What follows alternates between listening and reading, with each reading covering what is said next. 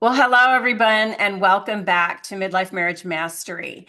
Today, we are going to talk to someone who really knows her stuff in psychology. And I love to interview people who are highly educated in this field and really know what they're talking about because there's a lot of, buzzwords flying around the internet and all that. And I like to talk to people who have done research and have, you know, really delved into this topic with their heart and soul. So today, my guest is Dr. Veronique Elefant-Yanni, and she is a highly experienced clinical psychologist who has dedicated her career to helping individuals overcome a range of emotional and psychological challenges.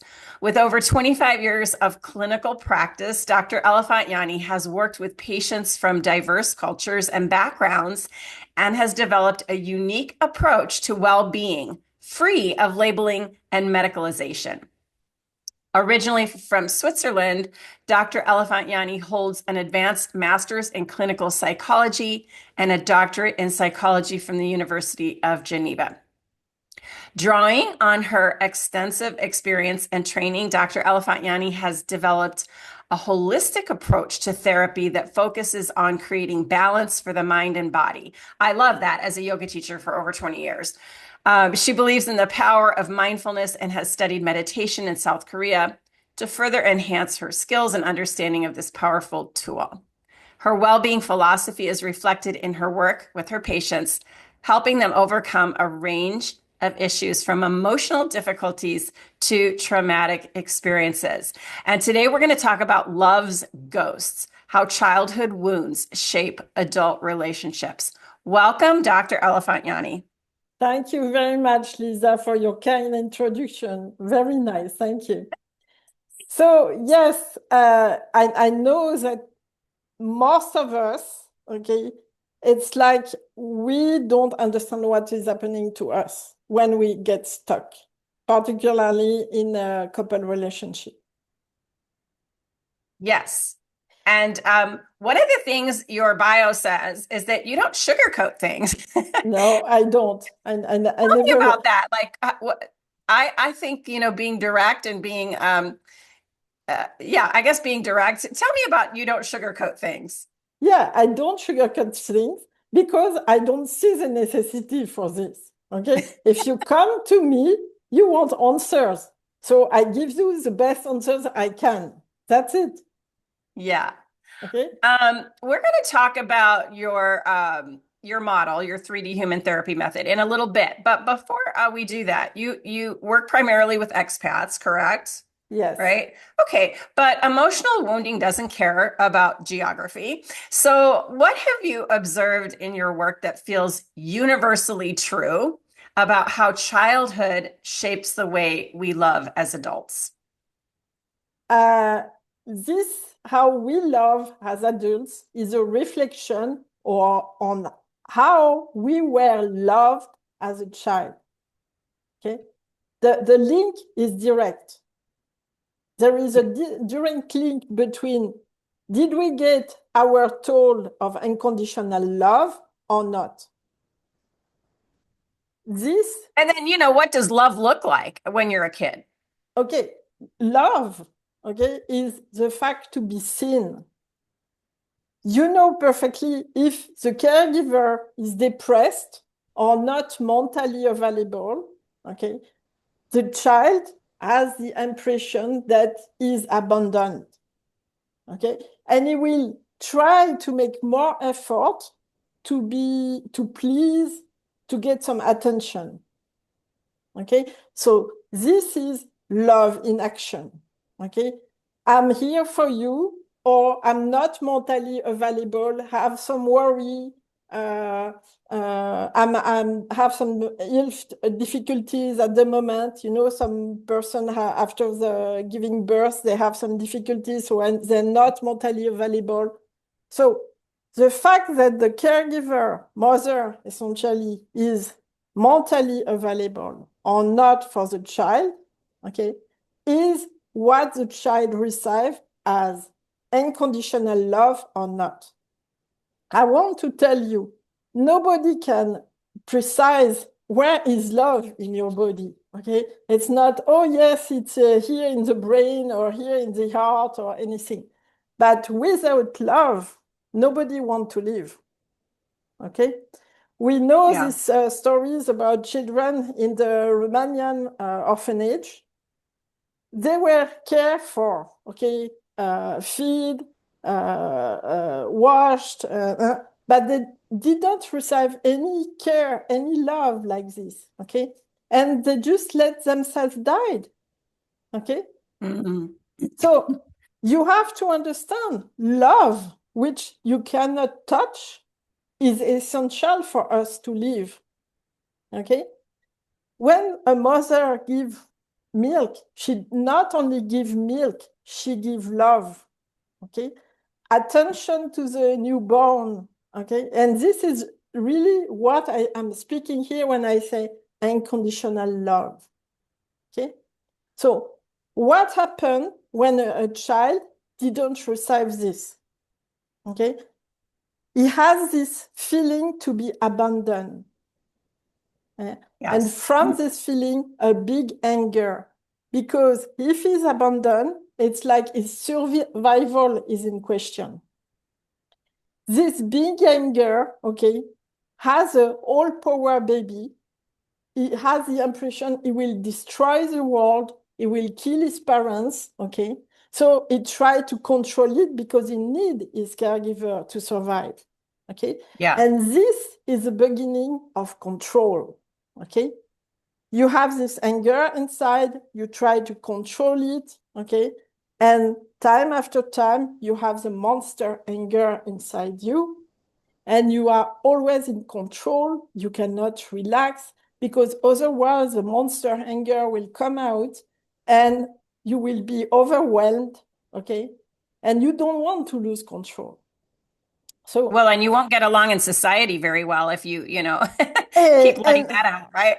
yeah, but I will tell you, people in control, they're very good at university, okay? Oh, okay. Because if you are in control, you can control yourself when you study. Studying, okay? You need to be very patient with yourself because sometimes it can be boring, but you still have to go through, okay? Yeah. Yeah. So it's not all negative. You have some positive point, but still at one point, you have to get over your anger. The problem with anger, okay, is you have the anger, you have the fear of the anger because you are afraid of the monster anger coming out. That's why you keep the control. So you cannot trust yourself. You don't have self-confidence, okay? So you need external validation. You cannot trust your own opinion.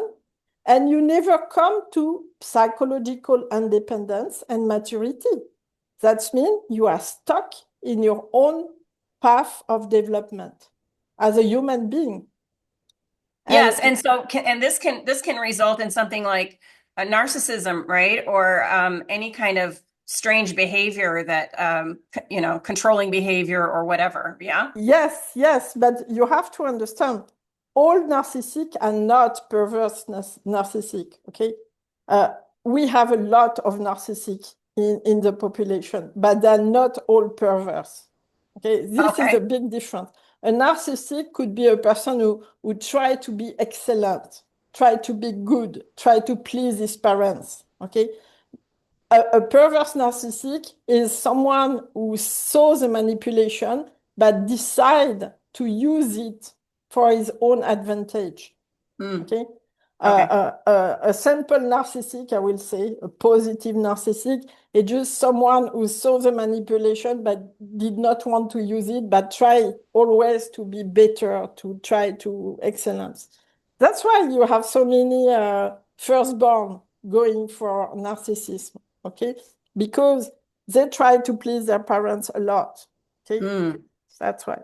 But Okay. anyway, this is the first continuum of development between the lack of unconditional love, anger, fear of anger, lack of self-confidence, not having psychological independence, and you cannot reach maturity. So you are stuck in your development. It's not that you have a problem, but you are stuck. Okay. And the second axe is when you have the monster anger inside you, you are a bad person. So if you are a bad person, you need to be punished. So you need to punish yourself. So you have this behavior of auto-sabotage. Okay. You are not worthy. You can offer gift to other people, but you don't deserve to have a gift because you're not good. So most of the time, yes, you can be generous, but for other people, not for yourself. Okay. Okay. Okay. You are more in a survival mode. Is this the most common childhood wound that you see showing up in adult marriages? Because I mean, I could see why there's anger. I can also see why there might just be fear. Like your needs aren't getting met and you're just constantly worried about how am I going to survive this life? And then you're constantly adapting, right? Yeah, but the fact is, I want to say that there is three circle. Okay, the first circle is your own development. The second circle is a couple functioning, and the third circle is family functional or not. Okay, if and each circle depend of the earlier circle. That means couple circle depend of where you stand yourself as a person. Okay. You're talking about cycles here, right? The cycle of the No, couple. not cycles, circles, circle, round circle. Okay. Three circle, one inside the next one. So the first one, yourself, second one, your couple, third one, family. Each circle depends of the earlier circle. So Circle. Okay, yes, circle. I got it now. so that means if you're not balanced, you will not have a functional couple. If you don't have a functional couple, you will have a non-functional family. Yeah. So if you want your couple to be functional, first you have to go to the end of your own development. Yeah. Let's say, for example, you cannot trust yourself. You need external validation. Okay, so you begin to put in place a codependency. Mm-hmm. Okay, because you cannot take decision. You need someone else to tell you what is good or what is not. Okay, Yeah.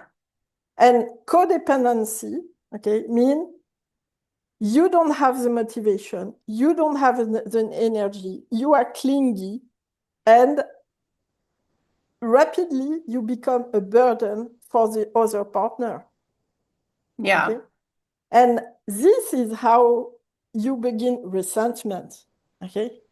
You don't give what I need, and the other person say, you don't need what I need too. Okay.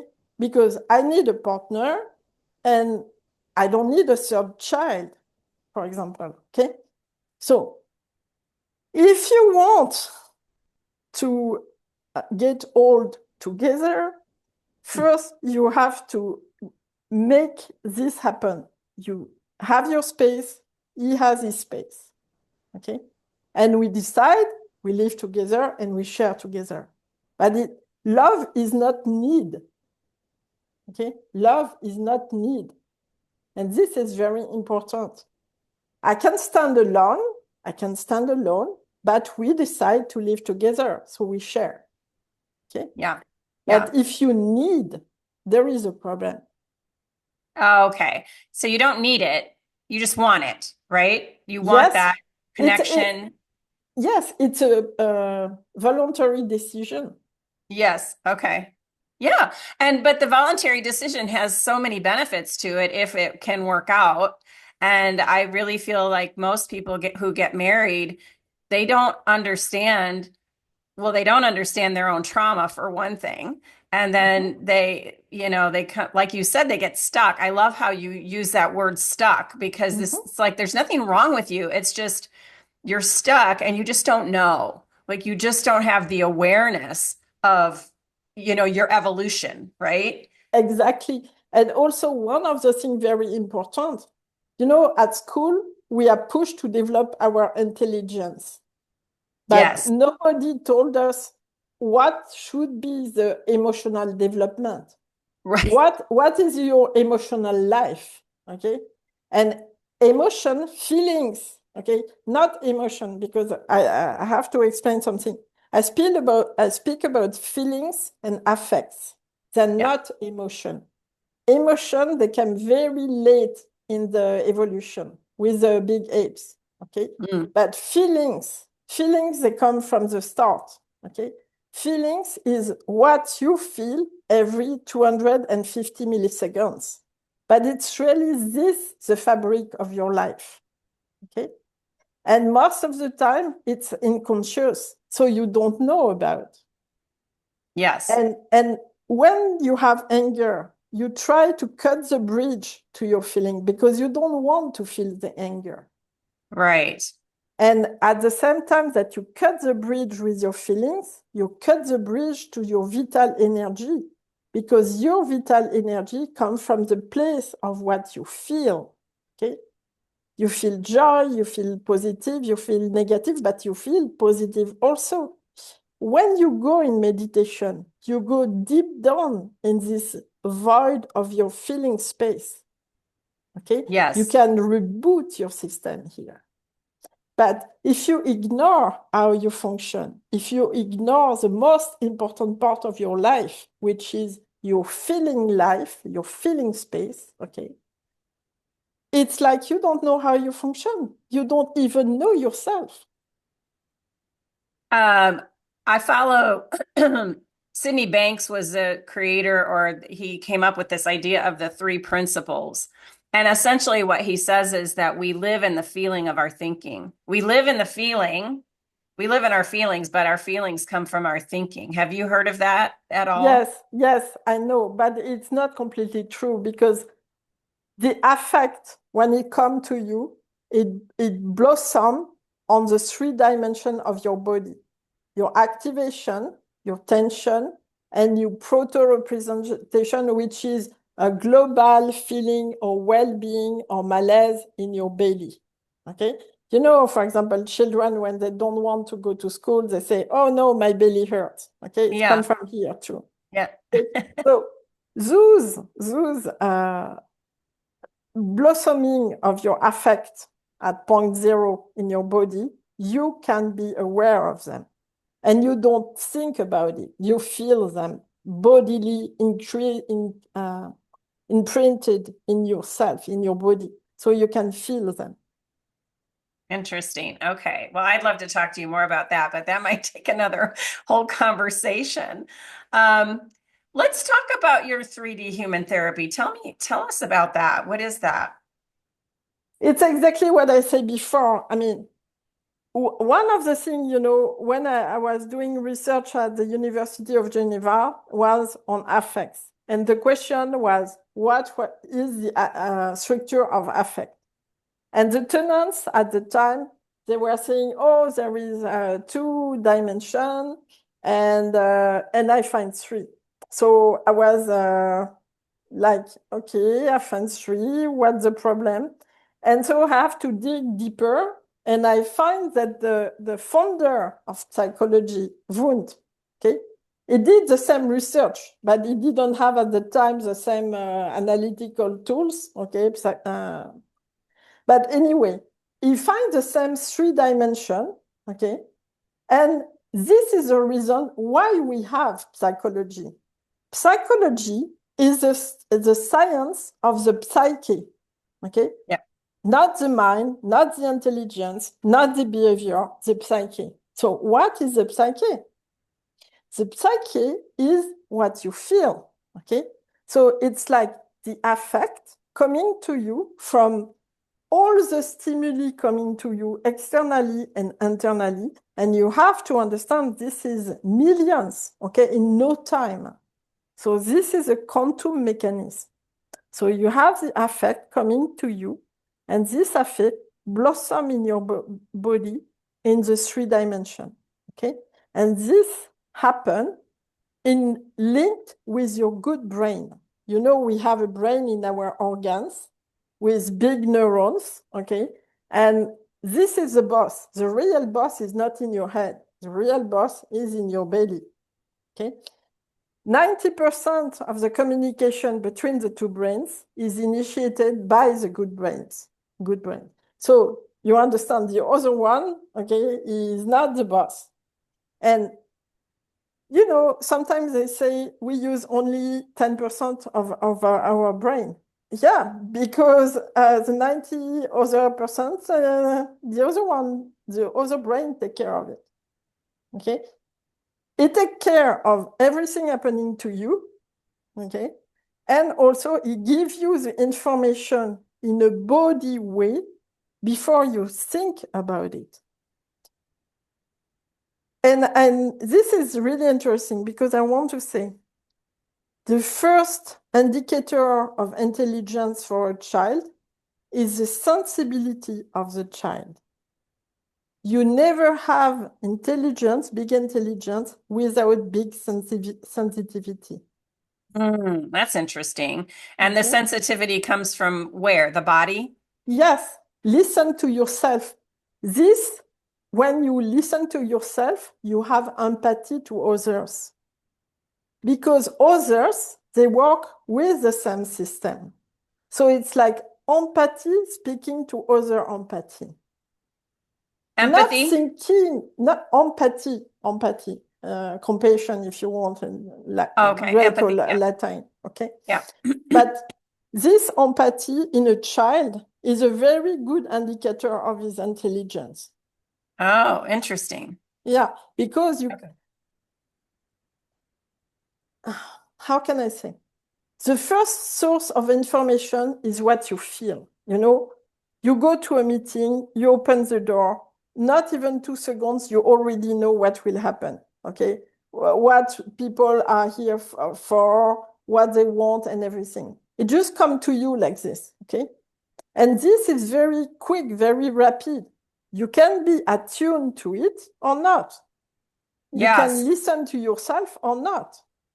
Because it sounds like you can you either read the room or you don't read the room. Like Absolutely. there's But a sense of that. Yeah. yes, but you know, people who cut the bridge because they don't want to feel anger or sadness or what happened? They get lost in their head. Yeah. Okay. So it's like they are alien to themselves. Okay. Yes. Alien to themselves. Yes. Yes. Yes. Present is only what you feel. Thinking is always past or future. So if you want to know something about yourself, you have to go deep down now, be present to yourself. All the tools I use with my patient, what I call the well-being program, they all have the same goal, coming back to the present. Okay? So those tools, they are the 3 breathing. Okay? You breathe only through your nose with your belly.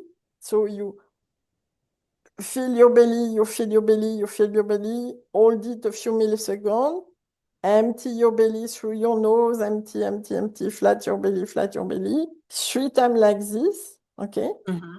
What Hmm. happens? This is mechanical. When you expand your organs, you send the message to your brain that you are relaxed. So it's absolutely, it's working for anyone. You can believe my bullshit or not, but it will still work for you. And the second tool is walk in nature. Okay, what I Yeah. call the green walk.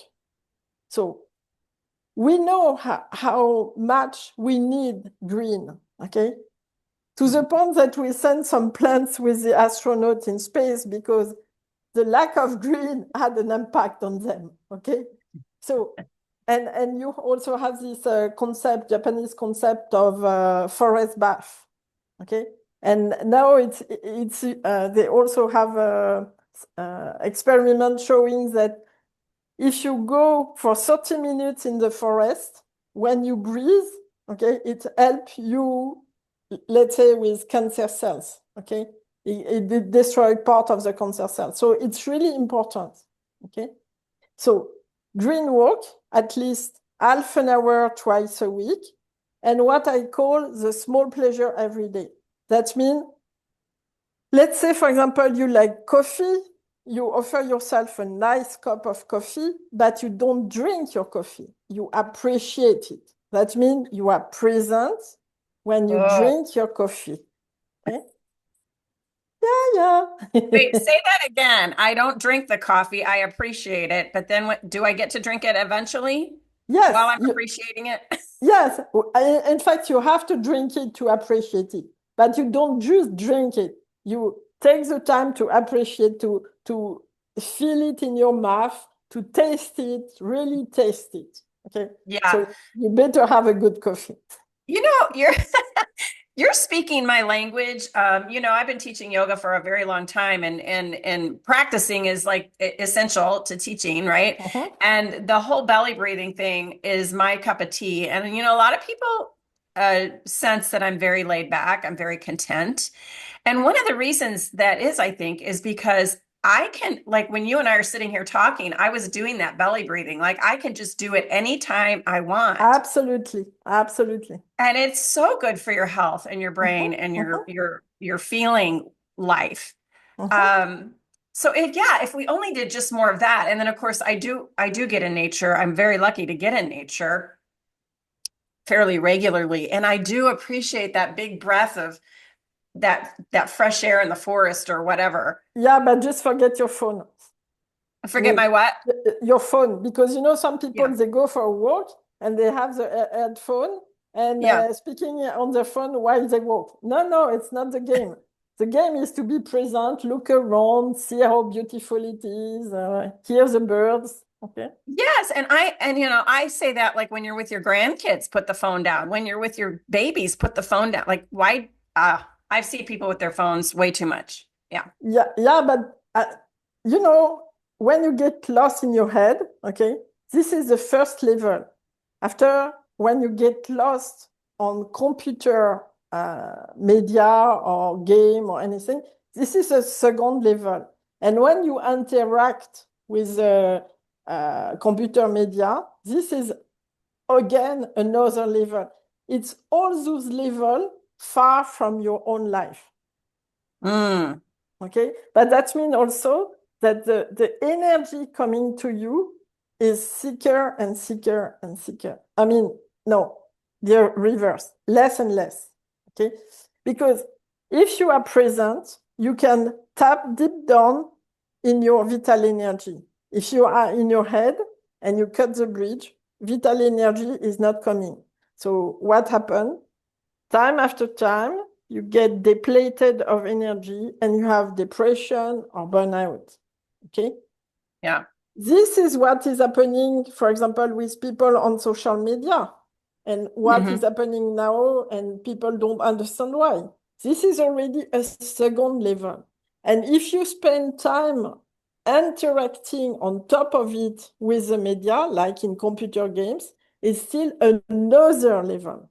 So all those levels, you are far away from your own life Mm, and yeah. your energy. So if you want to go beyond psychology, you have to go inward. You have to settle and breathe and meditate and allow your brain and your body to recoup that energy, right? Yeah, the fact is meditation is my first tool. Okay. I asked an adult to do 20-minute meditation every day. Yeah. And I have to say, yes, I know most of the people they're afraid of meditation. Okay. But they resist at the beginning. But when they begin, okay, after a while, they see the benefit. It's quite direct. And they want to do it every day, you know? And Yes. and this is done. Okay. When they do the 20-minute meditation every day, very quickly they can reboot their feeling space, so they can rebuild the bridge between the feeling space and the thinking space. And again, they get to the synergy of their two brains. So there is no more internal conflict, okay? So they can take decisions, they don't need external validation. Yes, of course, they take information from outside, but at one point, they trust their own opinion.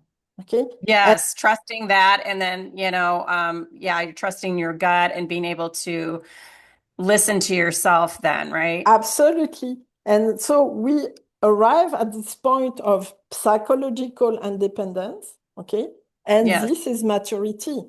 And in between, you get self-confidence. So it's done. And Well, when it's is done, this how you help them process the trauma? Like, is this part of the trauma? yes, Okay. absolutely, Because absolutely. I don't know anyone else doing this. As my daughter's a trauma therapist, and she's not teaching meditation, as far as I know. Yeah, yeah, but is this what happened when you have a trauma? Trauma means you get stuck. Yeah. Okay, It's it's like a painful though. loop. Like the memories don't go away. Yeah, it's a loop. Okay, but this loop, most of the time, okay, it's people also don't want to say they are angry. When you have a trauma, that means somebody did something bad or something happened, okay, and you have anger here. The first step will be to accept your own anger, okay? Okay. Because if you don't do this, okay, the anger will not hurt the people who abuse you or anything. They will hurt you, they will manipulate you. The monster anger is very selfish. He wants to Mm, stay alive, okay? So he wants to manipulate you. yeah. So if we can put a lot of words, okay, like attachment style or anything. But I truly believe we have to come back to the basis. The basis is good or it's bad, okay? Any situation, is it good for my survival or not? Mm-hmm. Okay? Well-being or malaise?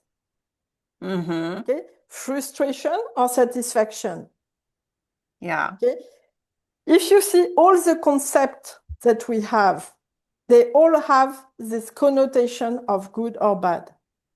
If I speak about cancer, for most people, it's negative. But for Mm. oncologists, yes, it's good. It pays for my sport car or my house. Okay. Okay. If I speak about flowers, for most people, it's positive.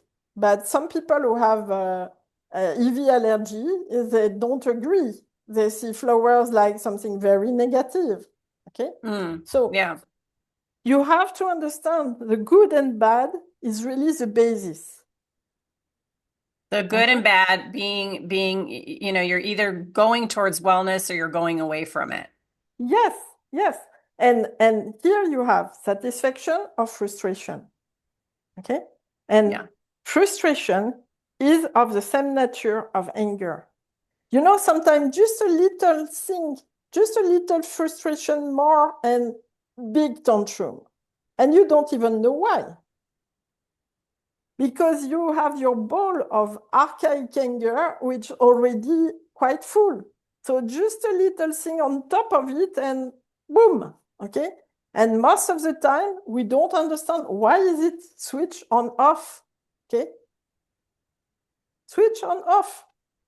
Everything is good, little frustration, a little frustration, and boom, everything is a big explosion of cry and yelling and, oh, okay. I know. Does this relate to a short fuse? Because I know someone in my life who has a short fuse, and Mhm. I feel like there's some anger in there. Yeah, absolutely, absolutely. But Yeah. sometimes people say, oh, I'm not angry, I'm sad. Because sadness is not a taboo. Okay, you can be sad. But when you say I'm angry, and it's not exactly right. I mean, we should say have anger. Okay? Because it's not like in meditation, we can be on the side of our anger. We can see our anger. We don't fuse with our anger. Okay? The same way that we can imagine a rabbit, we don't fuse and become a rabbit. So same thing, we can feel anger, but doesn't mean it's us. So It's better to say have anger than to say I am angry. But okay, just Okay. to, yeah. Yeah. Well, can you speak on grief a little bit? Because I think grief is an emotion that is so painful. Do you work with people that have grief that Yes, are, yes, yes, of course. Yeah, I see all kind of people. But for grief, there is something like loss, okay? yeah, Loss, abandonment, okay? And you know exactly like the loss is also part of yourself, okay? yeah, Because when you love someone, that means you put something of yourself in this person and you keep control on this part of yourself. And when the person disappears, it's not only the person disappearing, but it's part of you disappearing with the person. The part of love that you put in this person. Okay, so it's a big loss, and at the same time, it's abandonment. Okay, and yeah. to be true, okay, if we could speak truly about grief, we are very angry about the person being dead. Okay, because Yes. this person abandoned us. Okay? Yes. And here you find the unconditional love, okay? And what it means to have love, to give love, you know, this is really economy of love, economy of investment, exactly like Freud speak in psychoanalysis. I don't agree with everything in psychoanalysis. Okay, I think it's really too difficult and complex. I did my own psychoanalysis, huh? So it's not I Okay. don't know the model, but the fact is, you know, it's really you can spend your life here to study it. And for what I have seen, at one point it's like you have to cut the point and the line and the word. No, I think the model of how we function should be simpler to understand, okay? Because it's Yes. us, it's us, okay? Yes. I When, like that. when I speak about feeling space and thinking space and gut brain and head brain and what is a feeling, what is an affect, people understand it very easily, okay? Yeah. And Yeah. if you can understand how you function, you can change. Change is really difficult. Okay. When I ask the patient to use the tools, okay, they have to be motivated. They have to understand why they are doing this, what they bring, what it will bring them or not. And that's why I wrote the small booklet, because some patient told me, yes, you tell me once, twice, but you know, sometimes I need to hear it again. Okay, now you have 30 pages where you can reread it again. Well, Okay. how can we get these pages to people? Tell us about that. Okay, so you can download it freely. Okay, it's free. And you Okay. can already begin to work on yourself with it. So Okay. even if you don't have a therapist under your hand, quite, I'm online if ever, but you can download the book first and read it. So you can go on www.psychologyexperts.online/3D. And if you go on this website, you can download it for free. Oh, well, that's a Okay? beautiful gift. I can't believe you're giving that away, but Because I do believe that a lot of people can benefit from it. yeah. The goal is to free as many people as we can. Hmm. Why is it the goal? It's the goal because in the time where we are, we need people to have some critical mind. And for this, you have to get to maturity. You know, a Yes. lot of people, okay, were not served well. They did not get a good school. It's really difficult to be in a society where you cannot understand what is at play. Okay, but Yeah. if you are able to think by yourself, okay, and not impaired by the anger manipulating you from inside, Okay? That means you can free yourself. I truly believe it's possible. I So, love that the word freedom. I love the word stuck. I love the word getting unstuck. And a lot of the goal of yoga is to have freedom, right? That yeah, it's to moksha, I think is the word that they use, and it's liberation. It's liberation from your anger. yeah, absolutely, Yeah. absolutely. But